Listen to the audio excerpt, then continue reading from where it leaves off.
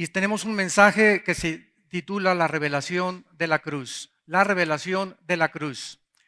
Los que tengan su Biblia la pueden abrir en el Evangelio de Mateo capítulo 27.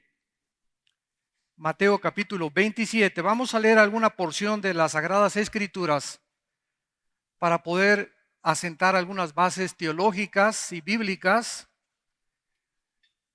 ya que pues lo que vemos ahorita en el cine, ¿verdad? Ya no es nada bíblico. Ya todas estas películas últimas de Éxodo y Noé y el Hijo de Dios, bueno, completamente tijeretearon la Biblia y hasta las personas no cristianas están enojadas con Hollywood por ver el daño tan grande que le hacen a un libro tan maravilloso como es la Biblia. Dice en el Evangelio de Mateo capítulo 27, versículo 33, y cuando llegaron a un lugar llamado Gólgota, que significa lugar de la calavera, le dieron a beber vinagre mezclado con hiel, pero después de haberlo probado, no quiso beberlo. Cuando le hubieron crucificado, repartieron entre sí sus vestidos, echando suertes. Para que se cumpliese lo dicho por el profeta, partieron entre sí mis vestidos y sobre mi ropa echaron suertes. Y sentados le guardaban allí. Y pusieron sobre su cabeza su causa escrita: Este es Jesús, el Rey de los judíos. Entonces crucificaron con él a dos ladrones, uno a la derecha y otro a la izquierda. Y los que pasaban le injuriaban meneando la cabeza y diciendo: Tú que derribas el templo y en 3 días lo reedificas, sálvate a ti mismo. Si eres hijo de Dios, desciende de la cruz.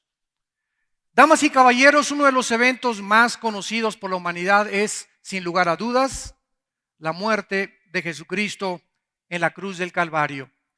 Sin embargo, muy pocas personas han comprendido el profundo significado de la muerte y la relación que tiene con nuestra vida y con nuestro destino eterno. Jesucristo, el Hijo de Dios, vivió una vida mansa, sencilla y humilde como carpintero. Y podríamos preguntarnos por qué escogió la profesión de carpintería. Bueno, porque él mismo anticipó que las herramientas con las que siempre había trabajado serían las herramientas que se convertirían en los instrumentos de su muerte. Así que desde que trabajaba con su padre José en la carpintería, él estaba trabajando con las mismas herramientas, con un martillo, con un clavo, que 30 y tantos años después le iban a poner en las manos. Nunca un hombre, damas y caballeros, ha sido capaz de sacudir las bases de las ciencias y de las instituciones como Jesucristo. Sus discursos estremecen los conceptos más profundos y fundamentales de la medicina y de la salud mental, de las instituciones, de la física, de la sociología y de la filosofía. Pero en la cruz, este hombre, Jesucristo, fue aún más sorprendente porque las reacciones que él tuvo en la cruz han sacudido los fundamentos de la psiquiatría y de la psicología. La crucifixión de Cristo es el evento más conocido, pero el menos comprendido, a pesar de ser el más importante de la historia. Estudiar, como lo vamos a hacer a continuación, los últimos momentos de este hombre en esa cruz nos van a mostrar y abrir las ventanas para que nuestra mente pueda comprender mucho mejor al más misterioso, asombroso y espectacular de todos los seres humanos. Y también a nosotros nos va a transformar como personas y como el mismo carácter que nosotros tenemos para poder desarrollarlo con fundamentos en la vida del Hijo de Dios. Cuando la gente pronuncia el nombre de Cristo, varias imágenes vienen en determinadas personas. Algunos lo ven como un niño en el pesebre, otros como un joven trabajando en la carpintería y otros confundiendo a los líderes religiosos de la ley de sus tiempos, otros como un predicador que asombró a las multitudes e hizo enojar a los líderes religiosos, y otros hombres lo contemplan simplemente como un ejemplo de moral, de ética, de justicia, y lo ponen junto a todos los hombres famosos, Mahatma Gandhi, Buda, el Dalai Lama, etcétera, etcétera, como uno más de todos los iluminados. ¿Por qué hace eso la gente y por qué tienen el concepto tan equivocado que tienen de la persona de Cristo? Simplemente porque ignoran las Escrituras, porque no conocen ni han comprendido la profundidad de la vida de este hombre tan misterioso. Sin embargo, existe una imagen que sobrepasa a todas estas y es la de Cristo en la cruz. Si Cristo hubiera nacido y no hubiera muerto en la cruz para pagar por nuestros pecados, hubiera sido un gran moralista, como lo fue Confucio, como lo fue Mahoma, como lo son tantos hombres religiosos. Sin embargo, el nacimiento de Cristo simplemente fue la entrada de Dios en la persona de un ser humano a la humanidad para comenzar a mostrarnos quién es Él. Ese Dios creador de los cielos y de la tierra, omnipotente, que hizo los planetas y las estrellas, los árboles, los animales, los insectos y todo lo que existe. Es increíble que ese Dios haya venido a visitarnos hace 2000 años en la persona de su Hijo Jesucristo. Pero a pesar de todas estas cosas terribles que Él experimentó en la cruz, no fueron los sufrimientos físicos los que le causaron el mayor dolor, porque este es el centro de nuestra conferencia. Lo que sucedió en el Monte Calvario, lo que sucedió en esa cruz fue infinitamente más profundo que su dolor físico, porque su más profunda agonía de Cristo no fue la física, ni el dolor de los clavos, ni las espinas en su cabeza, sino de carácter espiritual.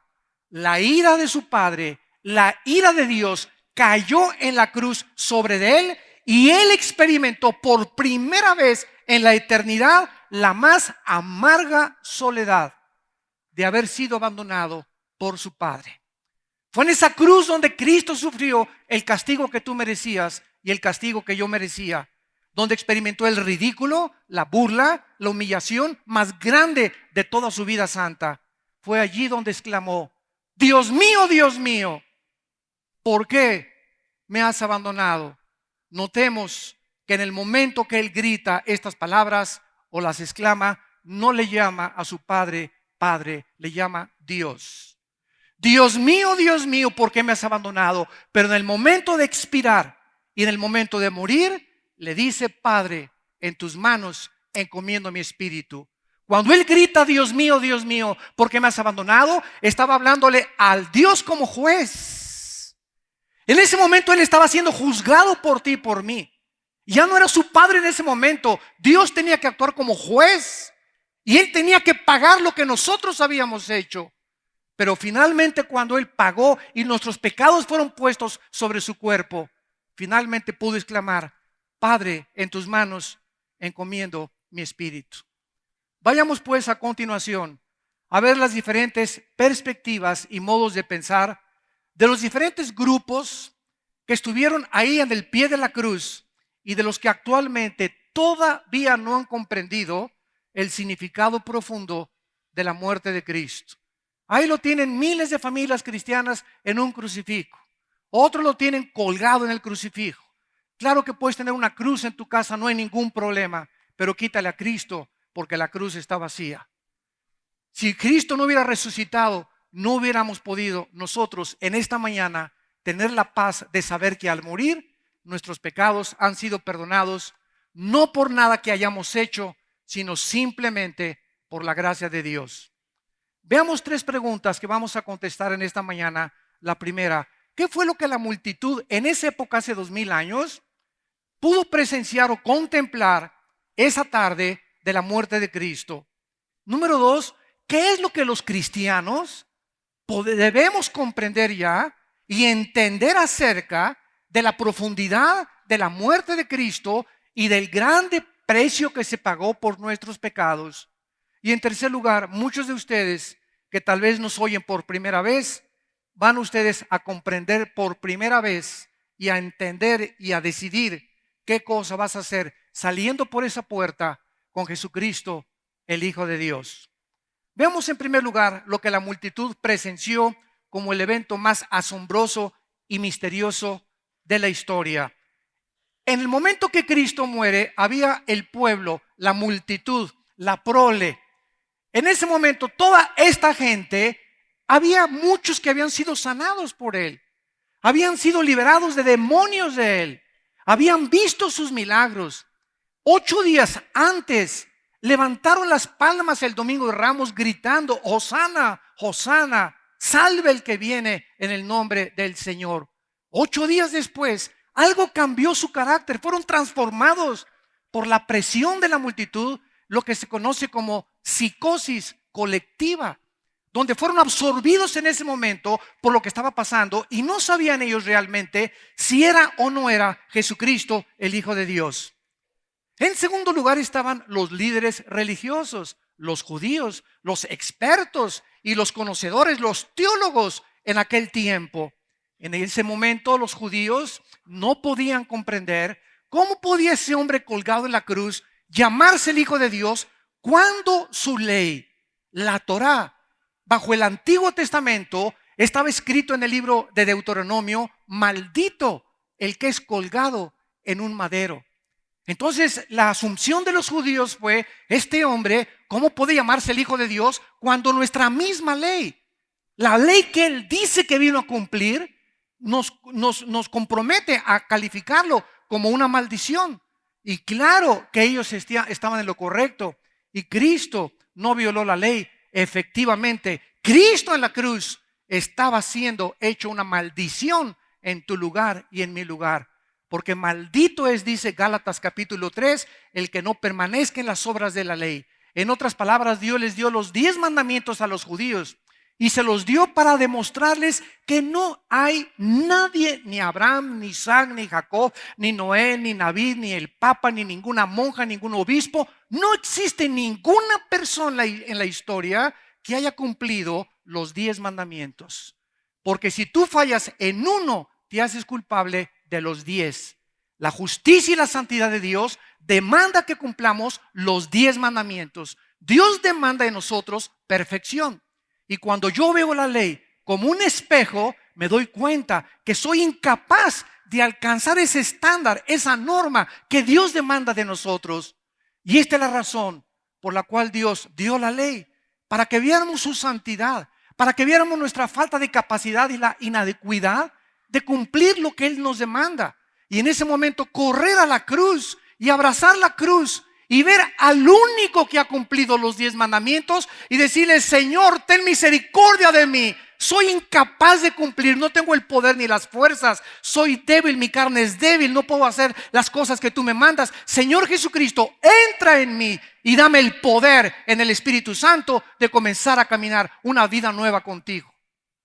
Este es el mensaje del Evangelio de la Biblia, que Dios nos salva por la gracia, y la maldición bajo la cual el mundo se encuentra desde que nacimos hasta que morimos es la maldición de que no podemos cumplir las leyes de Dios. Dios entonces toma nuestro lugar en la cruz. Cristo cumple la ley a la perfección. Nunca hubo mancha, nunca hubo una mala palabra, nunca hubiera pecado Jesucristo si no hubiera podido hacerse el Salvador. Y cuando muere en la cruz del Calvario, Dios acepta su sacrificio y nos lo ofrece a nosotros, porque de tal manera amó Dios al mundo que nos dio a su Hijo Jesucristo, para que cualquiera de ustedes que en Él cree no se pierda, mas tenga la vida eterna. Y había también otra tercera parte, otra tercera clase de personas al pie de la cruz: los filósofos griegos, los expertos en el arte de pensar. Todos esos filósofos que en aquel tiempo prevalecía el epicureanismo y el misticismo y toda la razón pura y el placer de los hedonistas, discípulos de Zenón, discípulos de Sócrates, de Aristóteles, etcétera, etcétera. Toda esa mente de la filosofía griega que influyó con el helenismo, la cultura de los romanos, ahí se encontraban en la cruz.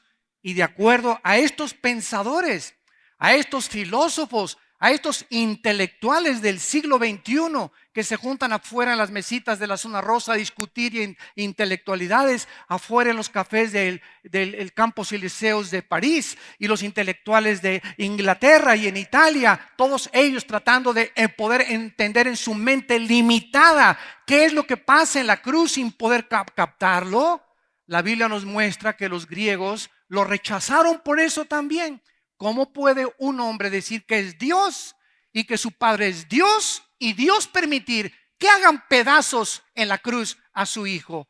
Esto chocaba con el razonamiento y con las conclusiones de los griegos. Pero más tarde, en la primera carta a los Corintios, el apóstol Pablo escribe y explica la razón por la cual confundió Dios la sabiduría, el entendimiento y el razonamiento de los seres humanos con la cruz de Cristo. Dice 1 Corintios capítulo 1, versículo 18, porque la palabra de la cruz es locura a los que se pierden, pero a los que se salvan, esto es a nosotros, es poder de Dios. Pues está escrito, destruiré. Ya Dios había escrito anticipada y siglos antes que Él iba a destruir cuando Él viniera a su Hijo la forma de pensar de los seres humanos. Porque los seres humanos por naturaleza creemos que tenemos que hacer algo para salvarnos. Irnos a la villa de 1 kilómetro de rodillas, golpearnos la espalda con un chicote para sangrar, no comer en 30 días, hacer ayunos, sacrificios o ritos o ceremonias o liturgias, cumplir con lo que nuestra religión nos demanda. La Biblia nos da un mensaje completamente diferente. Y la Biblia nos muestra que ninguna obra que podamos hacer, ningún sacrificio que podamos hacer, aunque dieras todo tu dinero antes de morir a la iglesia, nada de estas cosas te va a salvar. Porque si así fuera, la muerte de Cristo fue un desperdicio. Vamos a ver si comenzamos a seguir esta línea de lógica elemental. Si hubiera algo que pudiera garantizarnos el cielo sin la muerte de Cristo, ¿por qué tuvo que Cristo que sufrir lo que sufrió? ¿Por qué tuvo que convertirse en un guiñapo humano? ¿Por qué tuvo que sufrir los clavos y el abandono de su padre si había otras formas de poder salvarnos? Estos griegos comenzaron a tener toda esta clase de razonamientos y dice la Biblia, destruiré la sabiduría de los sabios y desecharé el entendimiento de los sabios. Y Dios pregunta, ¿dónde está el sabio? En esta mañana Dios te pregunta, dime, ¿quién es para ti la persona más sabia? ¿Albert Einstein? ¿Stephen Hawking, los físicos matemáticos? Dime para ti, ¿quién es la persona más sabia?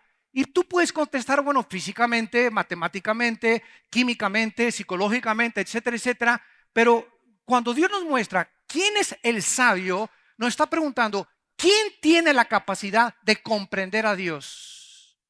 De entender por qué el mal existe en el universo. De por qué Dios permitió que Satanás, que Lucifer se convirtiera en su adversario y permitir que él siga haciendo de las cosas. La gente chocan contra esto. ¿Por qué si Dios es bueno y misericordioso permite tsunamis? ¿Por qué permite terremotos? ¿Por qué permite tragedias?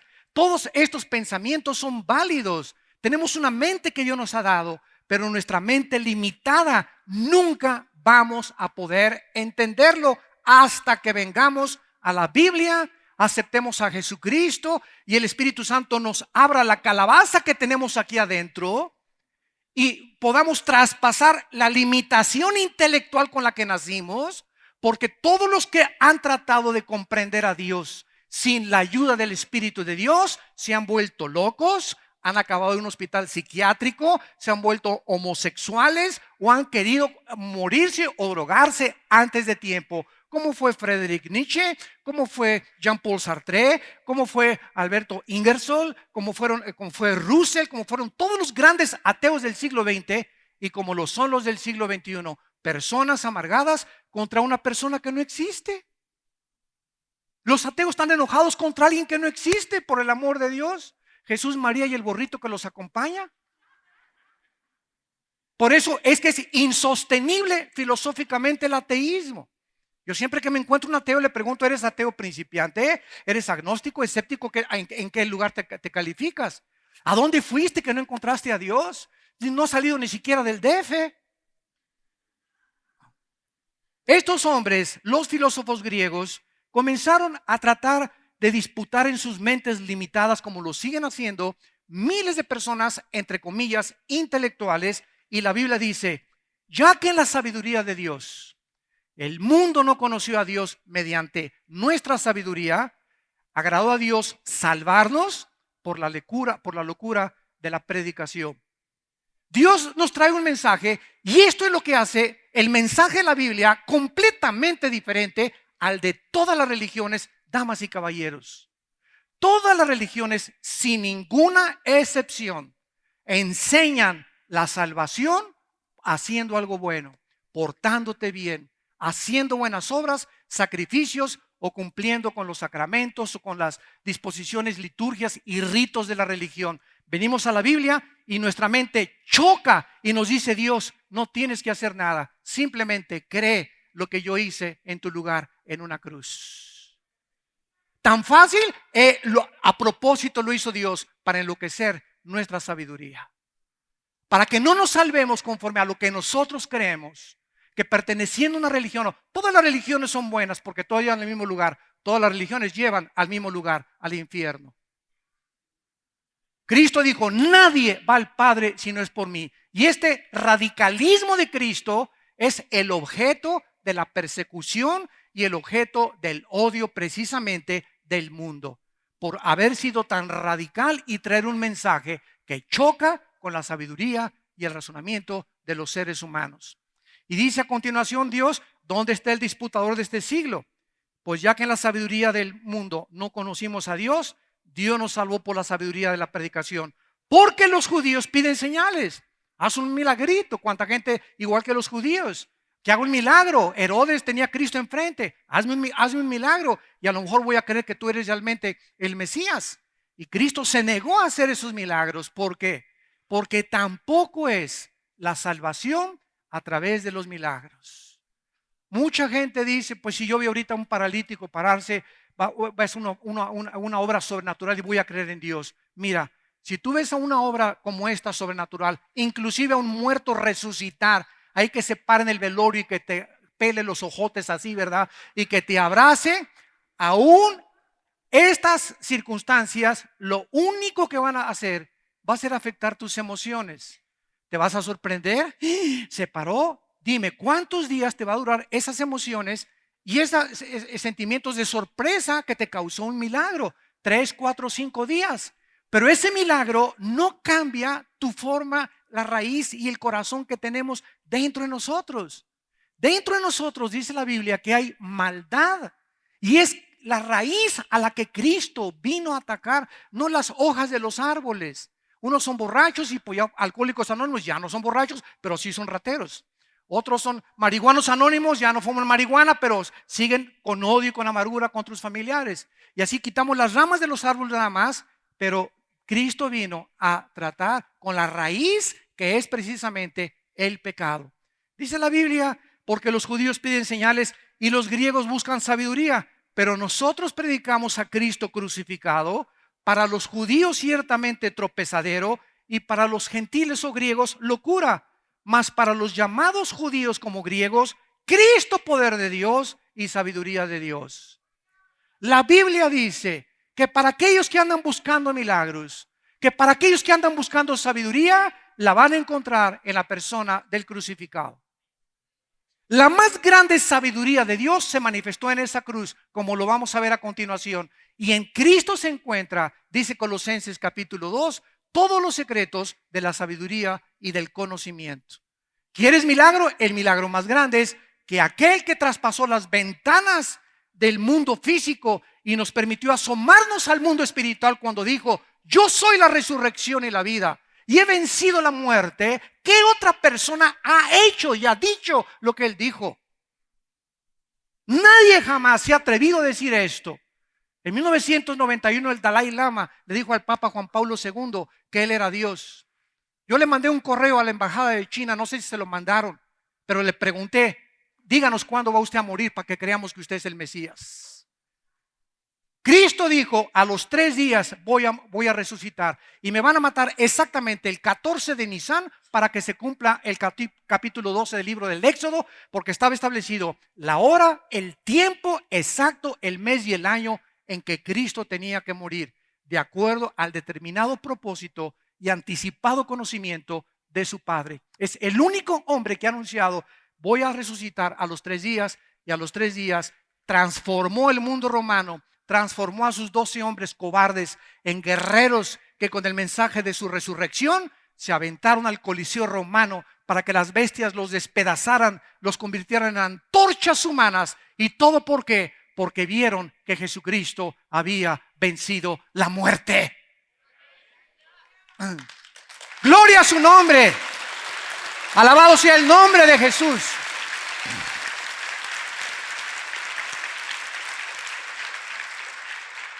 ¿Qué otro mensaje más digno, más celestial, más santo, más sacro puede existir para un mundo como el que nos rodea?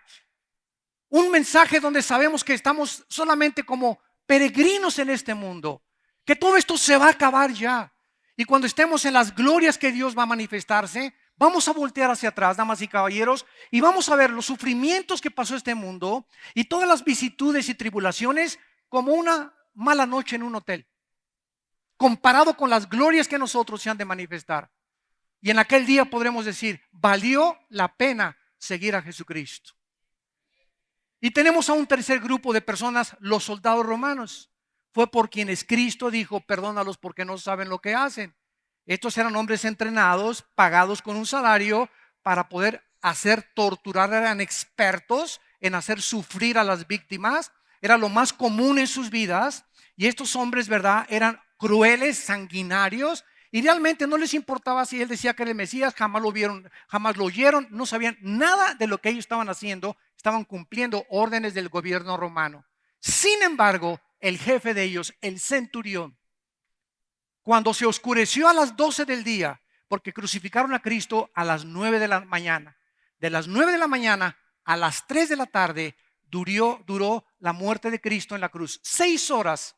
6 porque 6 en la Biblia es el número del hombre, porque en el 6º día fuimos creados de acuerdo al libro del Génesis. Entonces él, el Hijo del Hombre, se identificaba con la raza humana al morir en el número 6 en 6 horas para pasar al número 7 a la perfección, a un Cristo glorificado.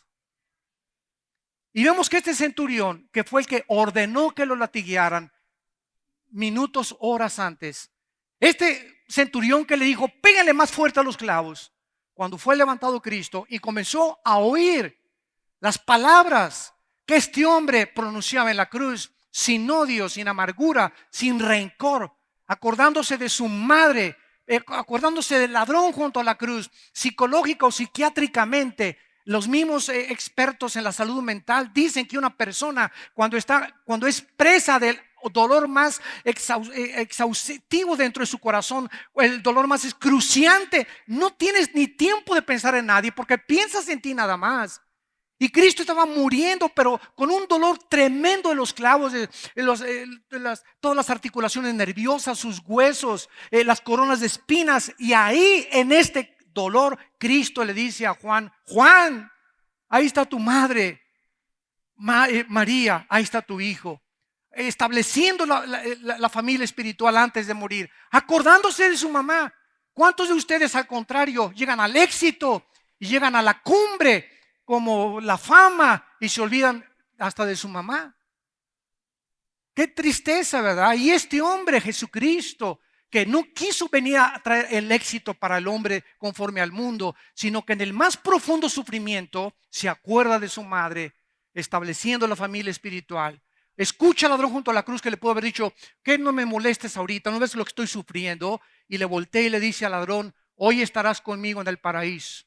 Y el centurión romano, al ver todas estas cosas, volteó hacia la cruz y dijo, este hombre verdaderamente era el Hijo de Dios. Él había visto miles de crucificados y jamás se había enfrentado con la muerte y las palabras de este hombre, la templanza, el carácter tan sublime que Jesucristo manifiesta en la cruz del Calvario. Y para otras personas, Cristo ha sido un iluminado, como ya dijimos, un revolucionario, hasta como gurú lo han tachado ya, como un simple gurú. Y esta es la razón por la cual Cristo quiere que tú, que has venido a escuchar, y los que escuchan este mensaje a través de la televisión y el internet, quiere que tú tengas otro concepto de Él. Y esta es la razón por la cual Él insistió en que sus discípulos supieran quién era Él. Cuando una vez iba caminando por el campo y les dijo a los discípulos en Mateo capítulo 16, ¿quiénes dicen los hombres? A ver, díganme, ¿qué dice la gente de mí? Y le contestaron, bueno, dicen que eres Juan el Bautista resucitado. Otros dicen que eres Elías. Otros dicen que eres un profeta. Y entonces Cristo se voltea y les pregunta a los discípulos, ¿y ustedes quiénes dicen que yo soy? Y Pedro lo toma el Espíritu de Dios y le apunta a Cristo y le dice, tú eres el Cristo, el Hijo del Dios viviente. En ese momento Cristo le responde a Pedro, dichoso seas, Pedro, porque las palabras que están saliendo de tu boca no vienen de ti. Mi Padre las ha puesto en tu boca para que conozcan que yo soy el Hijo de Dios. ¿Puedes tú en esta mañana decir, Cristo es el Hijo de Dios y es mi Señor y mi Salvador?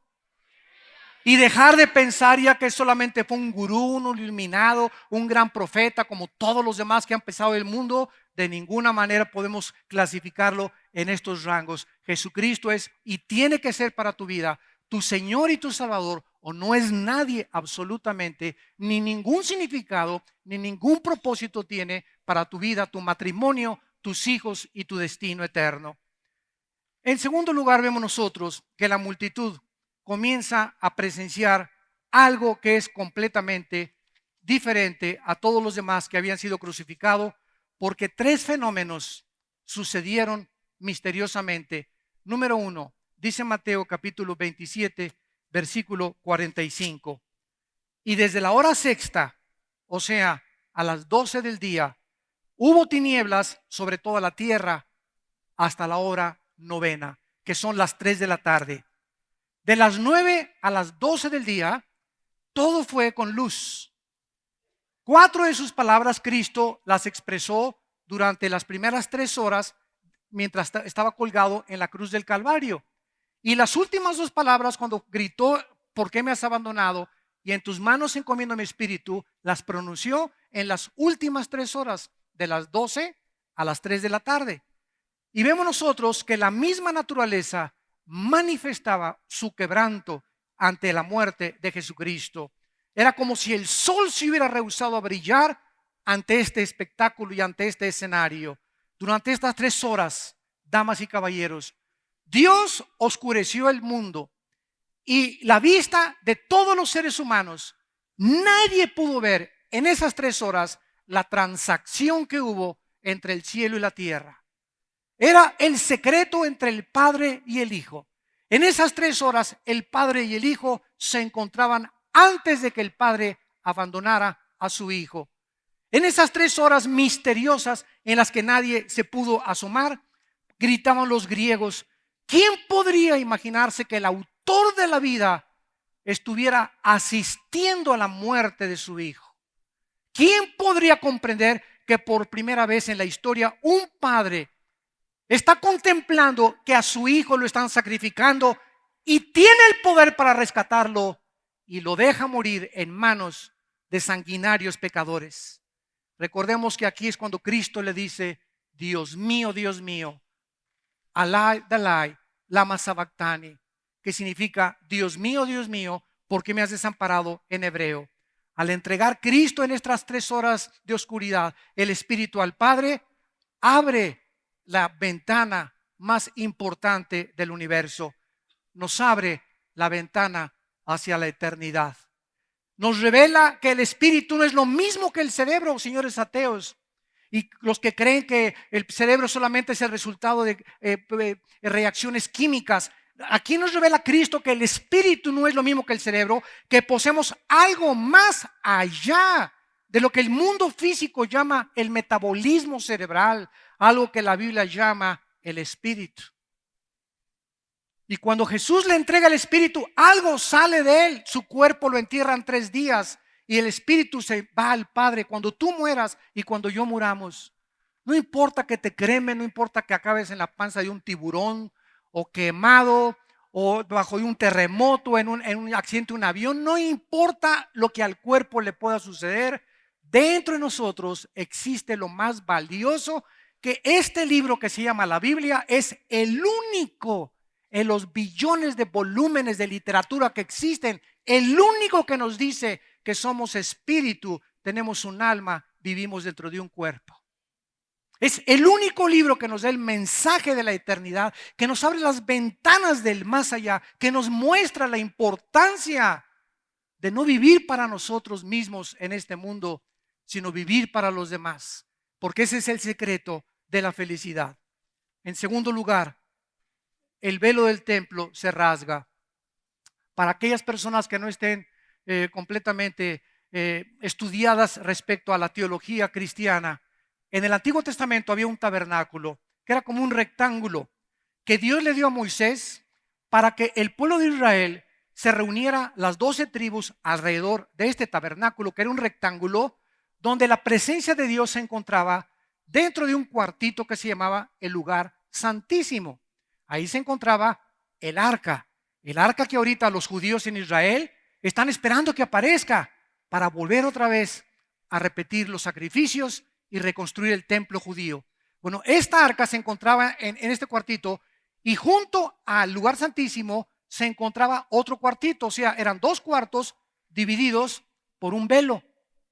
El otro cuarto se llamaba el lugar santo y el otro lugar santísimo. Un velo dividía el lugar santo del lugar santísimo, y entonces afuera estaba el atrio o el patio, donde la gente llegaba con sus becerros, con sus chivos. Los pobres, como la Virgen María y José, que eran muy pobres, ofrecieron palomas, ofrecieron aves. Los más pobres ofrecían aves en sacrificio por sus pecados.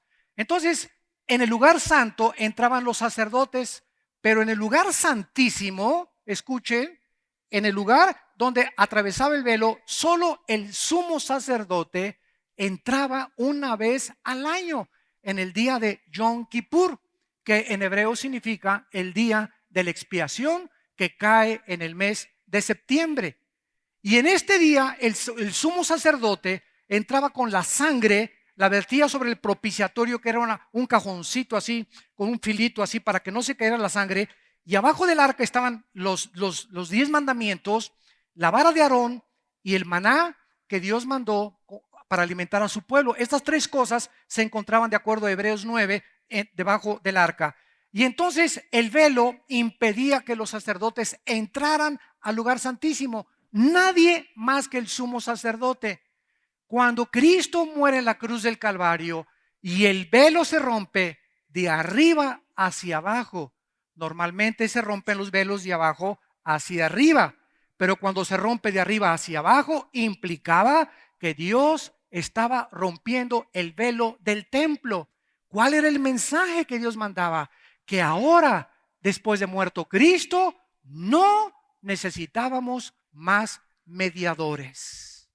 Ya no teníamos que ir con ningún hombre para que le confesáramos nuestros pecados. No teníamos que hacer ninguna penitencia para que Dios nos perdone. Se abría el velo, se abría la entrada, tenemos acceso directo al trono de Dios. Hoy puedes hincarte en el camión, en el bus, en donde tú estés, debajo de un árbol en Chapultepec, en tu casa, junto a tu cama, y cuando te hincas y oras, se abren las puertas de los cielos y los 3 cielos, y Dios te está escuchando. El trono de la misericordia y de la gracia de Dios se abre a los pecadores de Cristo a nuestros días.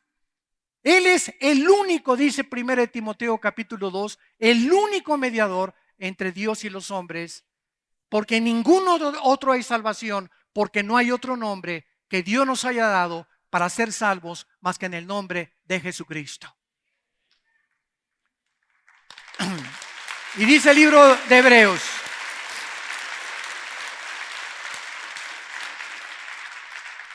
el libro de Hebreos lo explica de esta manera en el capítulo 10, versículo 11, Hebreos 10, versículo 19, perdón. Así que, hermanos, teniendo libertad para entrar al lugar santísimo. Esto estaba prohibido en el Antiguo Testamento. Nadie más que el sumo sacerdote podía entrar ahí. Tenemos libertad, Hebreos 10:19, por la sangre de Jesucristo, por el camino nuevo y vivo que Él nos abrió a través del velo. Ven cómo los apóstoles, después de que muere Cristo, nos explican todo en sus cartas, en sus epístolas. Nos explican todo lo que pasó en esa cruz, para que ya no sigas viendo telenovelas, por el amor de Dios, para que estudies más la Biblia, para que la memorices, para que la reflexiones, para que puedas ser una persona que puedas compartir este mensaje. El mundo no sabe realmente todavía lo que significa la muerte de Jesucristo. Y dice la Biblia: acerquémonos con corazón sincero, en plena certidumbre de fe, purificados los corazones de mala conciencia y lavados los cuerpos con agua pura. Hay una sola condición para acercarnos a Dios una vez que Cristo ha muerto. Una sola condición, y es con sinceridad. Cuando caigas para orar delante de Dios, analiza tu corazón, porque Él conoce los secretos más íntimos de nuestra vida interior. Y es ridículo, absurdo, que alguien quiera acercarse a Dios sin confesar sus pecados, sin limpiar primero la suciedad que traes. Porque si tú no te limpias esa suciedad, si escondemos nuestros pecados, no puedes prosperar. El que confiesa sus pecados prosperará y alcanzará misericordia. Pero si los confesamos, Él es fiel y justo para perdonarnos y limpiarnos de toda maldad. Pero no vengas con hipocresía delante de Dios, decirle: Señor, sana a mi esposa, o te pido que me sanes y mañana me van a operar. Y hermano, le pido que ore por mi abuelita. Dile a tu abuelita que se convierta primero. Llévale primero la salvación. A Dios no le interesa tanto la sanidad del cuerpo como la sanidad del pecado. Que podamos entender eso. Cuando somos libres del pecado y sanados del pecado, Él nos sanó con sus llagas, dice Isaías 53, y se refiere a la enfermedad del pecado y no del cuerpo. La del cuerpo vendrá hasta la resurrección. Mientras viene la resurrección, seguiremos enfermándonos todos. Y todos los cristianos podemos tener cualquier enfermedad también. ¿Por qué? Porque estamos en un cuerpo corruptible que todos los días está siendo consumido por la ley física de la entropía.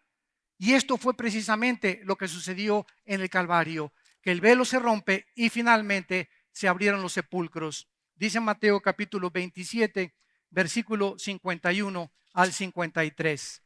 Y se abrieron los sepulcros. Y muchos cuerpos de santos que habían dormido se levantaron, y saliendo de los sepulcros, después de la resurrección de Él, vinieron a la santa ciudad y aparecieron a muchos. El centurión y los que estaban con él, guardando a Jesús, visto el terremoto y las cosas que habían sido hechas, tuvieron en gran manera temor y dijeron: verdaderamente, este era el Hijo de Dios. Después de que Jesucristo muere, comienzan a abrirse las tumbas de algunas personas que habían muerto, para que se cumpliese la fiesta de Dios en el Antiguo Testamento, que se llamó la fiesta de los primeros frutos. Esta gente que resucitó junto con Cristo se llaman los primeros frutos, y son la garantía de lo que Cristo dijo en el capítulo 5 de Juan antes de morir. Cristo dijo en el versículo 28: no se maravillen, porque vendrá la hora cuando todos los que están en los sepulcros oirán su voz, y los que hicieron lo bueno saldrán a resurrección de vida, mas los que hicieron lo malo a resurrección de condenación.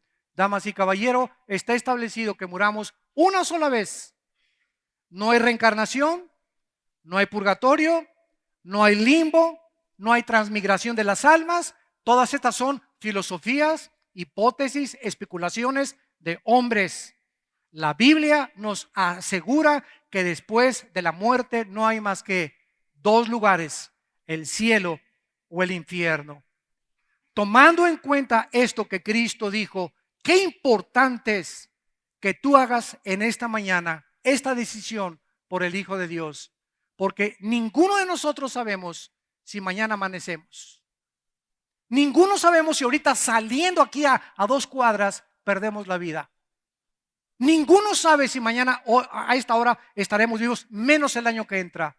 La Biblia dice: cuando oigas su voz, no te endurezcas, porque hoy es el día de tu decisión, hoy es el día de tu salvación. Ven a la cruz ahora que Cristo te está llamando y te está diciendo que Él vive y que Él dio su vida por ti en una cruz para que tú puedas vivir eternamente. Es maravilloso este mensaje porque finalmente la multitud presenció la gracia de Dios para la salvación. Dos ladrones y asesinos colgaban al lado de Cristo, a punto de pasar a la eternidad, como muchos de ustedes, como muchos de nosotros, para ser juzgados. Porque la Biblia dice que en el momento que tú mueras y que yo muera, va a haber dos juicios. Un juicio ya tuvo lugar en la cruz. Los cristianos ya fuimos juzgados por nuestros pecados. La salvación no la podemos perder porque fue por gracia, fue un regalo que Dios nos imputó por su justicia y su vida inmensurablemente santa y celestial. Pero las personas que mueran sin Cristo van a ser enfrentadas al juicio, dice Apocalipsis 20, del 11 al 15, por sus pecados, y Dios va a abrir los libros, y ahí en un libro todos los millones de seres humanos, dice la Biblia, que hemos pasado por este mundo desde el día de la creación de Adán y de Eva, todos van a ser enfrentados como en una película con sus pecados, y entonces Dios tendrá la razón ante los ángeles y ante el tribunal del universo de poder decir: aléjense de mí al fuego preparado por el diablo y sus ángeles. Y en ese momento, como dijo una señora hace mucho tiempo: ay, doctor Alducin, yo creo que Dios es tan bueno y misericordioso que no va a permitir que nadie, todos vamos a estar con Él al final de la vida, porque no creo que Dios mande a nadie al infierno. Y yo le contesté: amén, doña Chole, amén. Dios no manda a nadie al infierno, ellos se van solitos. Porque de tal manera amó Dios al mundo que dio a su Hijo. Dios ha hecho lo posible, Él mismo, Él pagar por nuestros pecados, para que tú no tengas la perdición eterna de tu alma y de tu espíritu. Este es el maravilloso mensaje del Evangelio de la gracia de Dios a los pecadores. Que si tus pecados en esta mañana fueran negros como el carbón, como hace algún tiempo en los 80 cuando fuimos a la penitenciaría de Santa Marta, Catitla, por el general Durazo, en aquel tiempo jefe de la policía, en un helicóptero nos aterrizó a mi hijo Alan y a otros hijos, otros hermanos. Ahí estábamos en el patio de la cárcel con 1,650 presos. Y recuerdo que un preso se acercó a mí y me dijo: señor Alducin, yo he matado a 28 personas, un muchacho de 30 años de edad, 28 personas. ¿Usted cree, me dijo, usted cree que yo a los 14 años era gatillero y era guardaespaldas de un político en Veracruz, donde la vida no vale nada? Me dijo.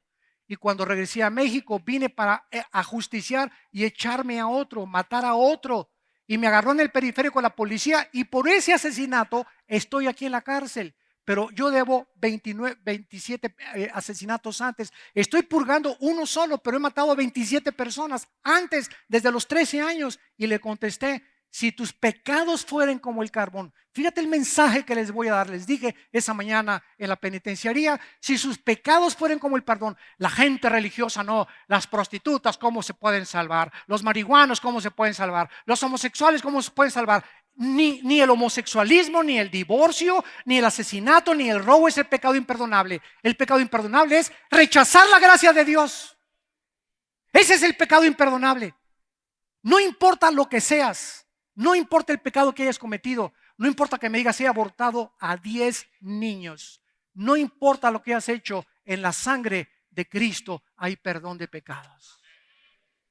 Este es el mensaje que tenemos nosotros que predicarle a un mundo necesitado, lleno de estrés, lleno de ansiedad, deprimido, como el país de España, que es el país donde en Europa donde más depresión existe, donde más recetas y pastillas antidepresivas se recetan. ¿Por qué? Por la condición del ateísmo, de que solamente es una religión, ya nadie quiere absolutamente ocuparse de Dios, Por eso vemos como el mundo se hunde y hunde y hunde en filosofías políticas, en filosofías humanistas, pluralistas, en hedonismo, en pluralismos, porque no quieren el mensaje que es locura para ellos, hincarse y decirle: Cristo, te necesito en mi vida. Tú quisieras en esta mañana venir a la cruz. Yo no te invito a que vengas a ninguna religión. Te invito a que vengas a una cruz donde un hombre llamado Jesucristo abrió sus brazos para dar su vida por ti, porque Él te dice en esta mañana: te amo. Te amo. No hay mayor amor que el que da su vida por sus amigos. Di mi vida por ti, para que ya no vivas como vives. Vengo a librarte del temor. Vengo a darte una paz que sobrepasa tu entendimiento, una paz que no has conocido y que no conocerás hasta que no vengas a mí. Una paz que solamente puede provenir de mí, y después de mi resurrección prometerte que reinarás juntamente conmigo por toda la eternidad. Este es el mensaje glorioso que el mundo necesita y que necesitamos proclamar a los cuatro vientos. Jesucristo es el Hijo de Dios, es el Salvador del mundo, el Mesías prometido, el único camino, la verdad y la vida. Las personas en esta mañana que quieran hacer esta decisión para invitar a Jesucristo, ahí desde tu lugar, te pido que inclines tu cabeza. Inclinen su cabeza ahí desde sus lugares, los que gusten, y dile estas palabras con todo tu corazón: Señor mío y Dios mío, gracias por permitirme oír este mensaje a través de la Biblia, donde me dices que me amas, que diste tu vida por mí, que te sacrificaste en mi lugar, que esos clavos que te pusieron en las manos, esa corona de espinas en tu cabeza y esos clavos en tus pies, eran simplemente decirme lo que el pecado hace en mi vida.